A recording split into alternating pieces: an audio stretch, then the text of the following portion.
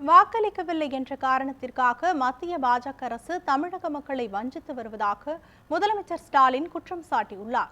கோவை கொடிசியா மைதானத்தில் வள்ளிக்கும்மி ஆட்டத்தில் சாதனை புரிந்த பெண்களுக்கு பாராட்டு விழா நடைபெற்றது. இதில் முதலமைச்சர் ஸ்டாலின் கலந்து கொண்டு உரையாற்றினார். மக்களின் முக்கிய பிரச்சினைகளுக்கு மத்திய அரசு பதிலளிக்காமல் தவிர்த்து வருவதாக தெரிவித்த முதலமைச்சர், பிரதமரை சந்திக்க நேரம் கேட்டும் வழங்கவில்லை என்று குறிப்பிட்டார்.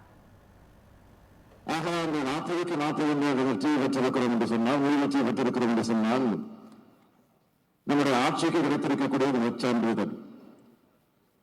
அதேபோல் வருகிற 2026ஆம் ஆண்டு மீண்டும் சொல்கிறேன், நாம் தான் வெற்றி பெறப் போகிறோம்.